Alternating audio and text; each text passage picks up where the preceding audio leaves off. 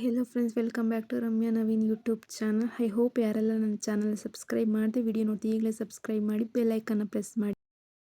ಇವತ್ತಿನ ವ್ಲಾಗ್ ಬಂದು chicken fry ಸುಲಭವಾಗಿ ಮಾಡುವುದ ರೀತಿ ತೋರಿಸ್ತೀನಿ. ಫಸ್ಟು ಒಂದು 4 ಚಮಚ ಆಗುವಷ್ಟು ಎಣ್ಣೆ ಬಿಡ್ಕೊಂಡಿದ್ದೀನಿ. ಎಣ್ಣೆ ಸ್ವಲ್ಪ ಕಾಯ್ತಾ ಇದ್ದಂಗೆ ಮೀಡಿಯಮ್ ಫ್ಲೇಮಲ್ಲೇ ಇಟ್ಕೊಳ್ಬೇಕು. ಆಮೇಲೆ ಬೇಕಾಗಿರೋ ಸಾಮಗ್ರಿ ಈರುಳ್ಳಿ, ಟೊಮೊಟೊ, ಕೊತ್ತಂಬರಿ ಸೊಪ್ಪು, ಖಾರದ ಪುಡಿ, ಮಸಾಲೆ ಪುಡಿ, ಸ್ವಲ್ಪ ಚಿಕನ್ ಫ್ರೈ. ಈಗ ಈರುಳ್ಳಿನ ಹಾಕ್ಕೋತಾ ಇದ್ದೀನಿ. ಫಸ್ಟ್ ಈರುಳ್ಳಿ ಹಾಕ್ಕೊಂಡು ಒಂದು 2-3 ಸಣ್ಣಗೆ ಈರುಳ್ಳಿ ಹೆಚ್ಚು ಮಾಡ್ಕೊಂಡಿದ್ದೆ, ಅದನ್ನು ಹಾಕ್ಕೊತಾ ಇದ್ದೀನಿ. ಫಸ್ಟ್ ಈರುಳ್ಳಿ ಬ್ರೌನ್ ಕಲರ್ ಬರೋ ಮೇಲೆ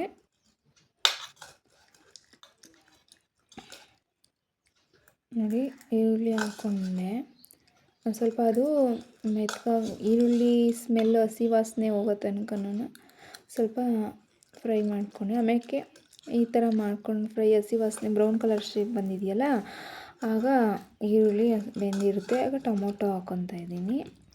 ಟೊಮೊಟೊ ಫಸ್ಟೇ ಹಾಕಿದ್ರೆ ಟೊಮೊಟೊ ಸ್ಮೂತ್ ಬೇಗ ಬೆಂದೋಗ್ಬಿಡುತ್ತೆ.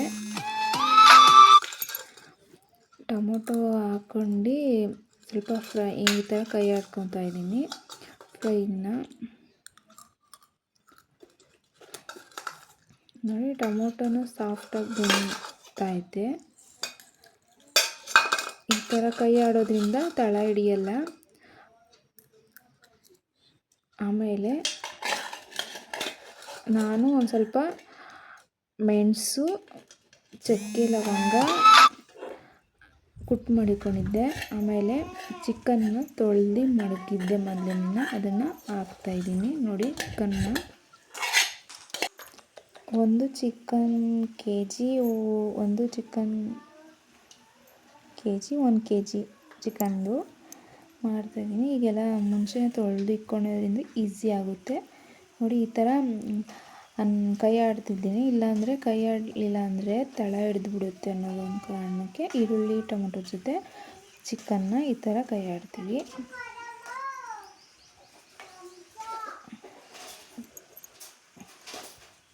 ನೋಡಿ, ಈ ಥರ ಕೈ ಆಡ್ಕೊಂಡು ತಳ ಹಿಡಿಯಲ್ಲ, ಚೆನ್ನಾಗಿ ಟೇಸ್ಟ್ ಚೆನ್ನಾಗಿ ತಳ ಹಿಡಿದ್ಬಿಟ್ರೆ ಸೀದೋಗಿರೋ ಥರ ಚೆನ್ನಾಗಿರಲ್ಲ. ಆಮೇಲೆ ಅರ್ಧ ಟೀ ಸ್ಪೂನ್ ಆಗುವಷ್ಟು ಅರಿಶಿನ ಪುಡಿ ಹಾಕ್ಕೋತೀನಿ, ಅಡುಗೆ ಅರಿಶಿನ. ಯಾಕೆಂದರೆ ಅರಿಶಿನ ಹಾಕಿದ್ರೆ ಕಲರು ಚೆನ್ನಾಗಿರುತ್ತೆ ಅಂತ, ಅದಕ್ಕೋಸ್ಕರ ನೀವು ಹಾಕಿದ್ರೆ ಹಾಕ್ಬೋದು, ಹಾಕ್ದೇನೂ ಇರ್ಬೋದು. ನೀವು ಸ್ಕಿಪ್ ಮಾಡೋಂಗಿದ್ರೆ ನಿಮ್ಮ ಇಷ್ಟ, ಸ್ಕಿಪ್ ಮಾಡ್ಕೋಬೋದು. ಆ ಥರ ಕೈ ಆಡ್ತೀನಿ ಎಲ್ಲ ಕಡೆಯೂ ಚಿಕನ್ಗೆ ಸೆಟ್ ಆಗಲಿ ಅನ್ನೋದಕ್ಕೊಂದು ಕಾರಣಕ್ಕೋಸ್ಕರ. ನೋಡಿ, ಈ ಥರ ಅರ್ಧ ಚಿಕನ್ ಬೆಂದಿದೆ. ಈಗ ಧನಿಯಾ ಪುಡಿ ನಾನು ಅದು 2 ಸ್ಪೂನ್ ಆಗೋಷ್ಟು, ಅಂದರೆ ಅದರೊಳಗೆ ದೊಡ್ಡ ಚಮಚ, ಅದು ಚಮಚದಂದರೆ ಆ ಲೆಕ್ಕ ತಗೊಂಡ್ರೆ 4 ಚಮಚ ಆಗೋಷ್ಟು ಧನಿಯಾ ಪುಡಿನ ಹಾಕ್ಕೊತಿದ್ದೀವಿ. ನೋಡಿ, ಆ ಥರ ಕೈ ಆಡಿದ್ರೆ ಚಿಕನ್ಗೆಲ್ಲ ಕೂರುತ್ತೆ ಅನ್ನೋದಕ್ಕೋಸ್ಕರ ಆ ಥರ ಕೈ ಆಡ್ತೀವಿ.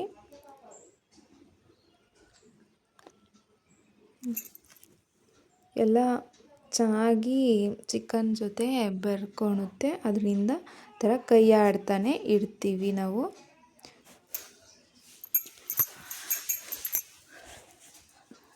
ಆಮೇಲೆ ನಿಮ್ಗೆ ಎಷ್ಟು ಬೇಕೋ ಅಷ್ಟು ಉಪ್ಪು, ರುಚಿಗೆ ತಕ್ಕಷ್ಟು ಉಪ್ಪನ್ನ ಆ್ಯಡ್ ಮಾಡ್ಕೊಳ್ಳಿ. ಈಗ ಶುಂಠಿ ಬೆಳ್ಳುಳ್ಳಿ ಪೇಸ್ಟನ್ನ ನಾನು ಆ್ಯಡ್ ಮಾಡ್ತಾಯಿದ್ದೀನಿ. ಒಂದು ಶುಂಠಿ ಬೆಳ್ಳುಳ್ಳಿ ಪೇಸ್ಟ್ ತುಂಬಾ ಹಾಕಿದ್ದೀನಿ. ಈಗ 1 ಚಮಚದಷ್ಟು ಖಾರದ ಪುಡಿ, ನಿಮಗೆ ಎಷ್ಟು ರುಚಿಗೆ ತಕ್ಕಷ್ಟು. ನಾವು ಹಸಿಮೆಣ್ಸಿನ್ಕಾಯಿ ಬಳಸ್ತಾ ಇಲ್ಲ.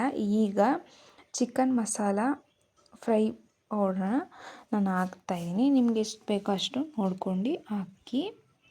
ನೋಡಿ, ಈಗ ಫುಲ್ಲು ಎಲ್ಲನೂ ಕೈ ಆಡಿ, ಏಕೆಂದರೆ ಒಂದೇ ಕಡೆ ಬಿಟ್ಬಿಟ್ರೆ ಅಲ್ಲೇ ಉಳ್ಕೊಳುತ್ತೆ, ಚಿಕನ್ಗೆ ಮಸಾಲೆ ಸೇರಲ್ಲ. ಅದರಿಂದ ಈ ಥರ ಫ್ರೈ ಮಾಡಬೇಕು.